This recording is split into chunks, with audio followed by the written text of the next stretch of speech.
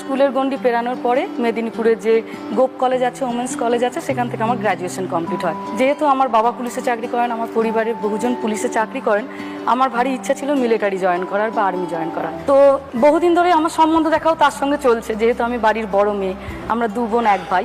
তো সেই সময় আমার স্বামীর যিনি আমার হাজব্যান্ড আর কি, ওনার সম্বন্ধটি আসে। তো আমি তার আগে বহু সম্বন্ধতে নাই করেছি, কারণ আমি খুব ডিটারমাইন্ড ছিলাম যে আমাকে চাকরি একটা করতে হবে এবং আমি পুলিশেই চাকরি করব। কিন্তু তার সঙ্গে কথা বলার পর চিন্তাটা আসে, ভালো একটা চাকরিরও যেমন একটি মেয়ের জীবনে দরকার, একজন ভালো পার্টনারেরও ভারী দরকার।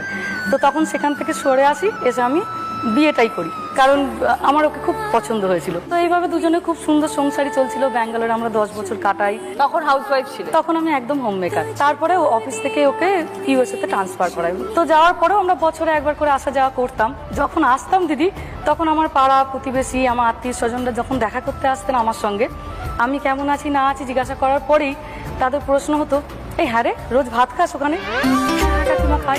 কত করে চাল নেয়? হ্যাঁ রে, পোস্ত টোস্ত পাস, ঝিঙে পাস, পটল? কাকিমা পটল পাই, কিন্তু বড্ড দাম জানো। কত দাম? আমাদের এখানে তো 30 টাকা কেজি। কাকিমা ওখানে প্রায় 900 টাকা কেজি। বলছিস কি? তখন আরেকজন, কাকিমা মাছ বোধহয় পাস না, রুই কাতলা না? না কাকিমা, তাও পাই, তবে ফ্রোজেন। এখানকার মতো স্বাদ হয় না কাকিমা, তা হয় না। আমাদের মতো ইলিশটা কি পাও? ইলিশও পাই, কিন্তু সবই ফ্রোজেন। আর কিছুটা কপালে ওই ভাগ্য, মানে ওই মা কালীকে জপতে জপতে যায়, আজ যেন ভালো ইলিশটা পাই মা, আজ যেন ভালো ইলিশটা পাই। তারপরে এনে দেখছো তাদের স্বাদ নেই? না, তারপরে স্বাদ নেই। সবাই তো ডাকছে, মা আর কার কথায় অত সারা দেবে।